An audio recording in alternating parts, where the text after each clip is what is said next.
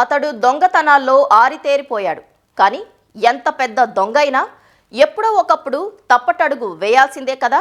అతను కూడా ఆ తప్పే చేశాడు. స్నేహితులతో పక్కాగా ప్లాన్ వేశాడు. అంతా అనుకున్నట్లే చేశారు. పని సాఫీగా పూర్తయింది. ఇక మనల్ని ఎవరూ పట్టుకోలేరులే అనుకున్నారు. కానీ చిక్కంతా ఆ తర్వాతే మొదలైంది. చోరీకి ఎంచుకున్న ఇల్లే వారిని కటకటాల పాల్చేసింది. ఇంతకీ ఎవరి ఇంట్లో వారు దొంగతనం చేశారు? చివరికి పోలీసులకు ఎలా పట్టుబడ్డారు?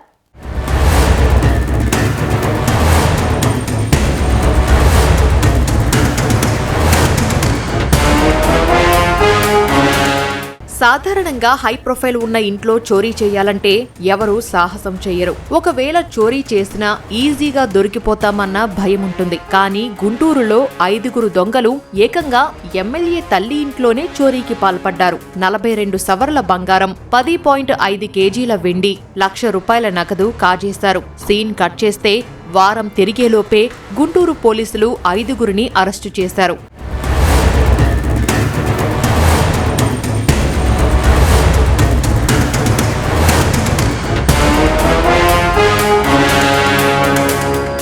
పొన్నూరు ఎమ్మెల్యే ధూళిపాల నరేంద్ర తల్లి ప్రమీలాదేవి పొన్నూరు సమీపంలోని చింతలపూడిలో ఒంటరిగా నివసిస్తున్నారు. నరేంద్ర గుంటూరులో ఉంటున్నారు. ఫిబ్రవరి 15న మహాశివరాత్రి కావడంతో ఆమె గుంటూరులోని నరేంద్ర ఇంటికి వెళ్లారు. అదే అదనుగా భావించి 5 దొంగలు ఎమ్మెల్యే తల్లి ఇంట్లో చొరబడి 70 లక్షల విలువైన బంగారు ఆభరణాలు, నగదు కాజేశారు.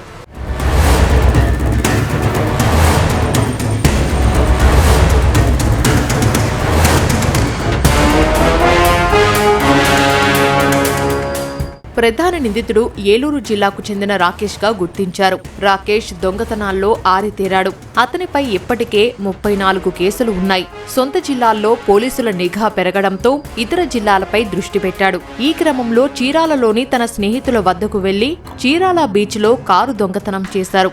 అనంతరం చింతలపూడి చేరుకొని రాత్రి ఎమ్మెల్యే తల్లి ఇంట్లో చోరీ చేశారు.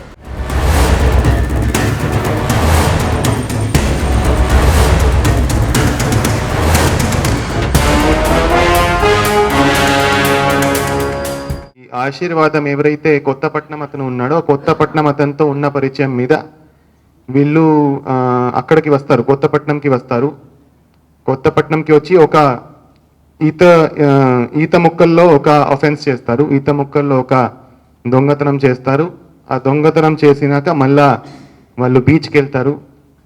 చిరాల బీచ్కి, సూర్యలంక బీచ్కి వెళ్తారు. అక్కడ మళ్ళీ ఒక కార్ దొంగతనం చేస్తారు.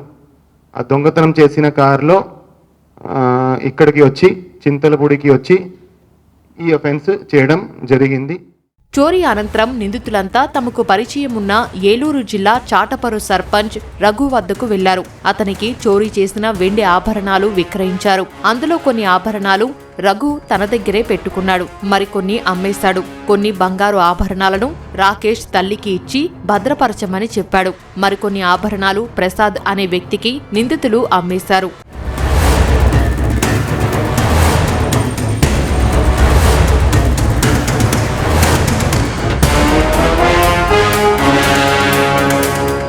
వాళ్ళు వెండి ఏదైతే ఉందో వెండి గుడిపుడి రఘు అనే అతను ఉన్నాడు. చాటపర్రు సర్పంచ్, ఏలూరు జిల్లాలో చాటపర్రు విలేజ్ సంబంధించిన సర్పంచ్ గుడిపుడి రఘు. ఇతనికి వెండి ఇస్తే ఎవరికి అనుమానం రాదని ఇతనికి వెండి ఇవ్వడం జరిగింది. తర్వాత ఇతను కొంత వెండి ఉంచుకున్నారు, కొంత వెండి ఫర్దర్ అమ్మినాడు. అదేవిధంగా నక్కా దుర్గా ప్రసాద్, ఈయన కూడా ఏలూరు సంబంధించిన అతను, ఇతనికి కూడా వెండి ఇవ్వడం జరిగింది. అదేవిధంగా ఎవరైతే సత్తెనపల్లి రాకేష్ ఉన్నాడో సత్తెనపల్లి రాకేష్ మదర్ సత్తెనపల్లి లక్ష్మి, ఆమెకి కూడా వాళ్ళు ప్రాపర్టీ ఇచ్చారు, ఒక లాకెట్ ఇచ్చారు. సీసీ కెమెరాల సాయంతో ఆధారాలు సేకరించిన పోలీసులు మొదట రాకేష్ ను అదుపులోకి తీసుకున్నారు.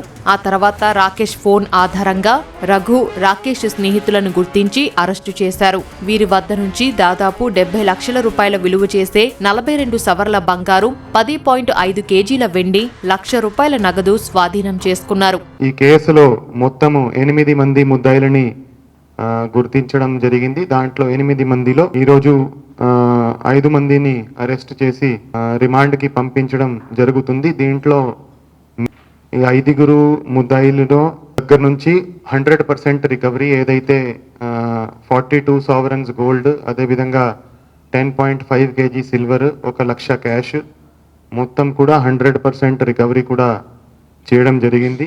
5 నిందితులను రిమాండ్కు తరలించిన పోలీసులు పరారీలో ఉన్న మరో 3 కోసం గాలిస్తున్నారు.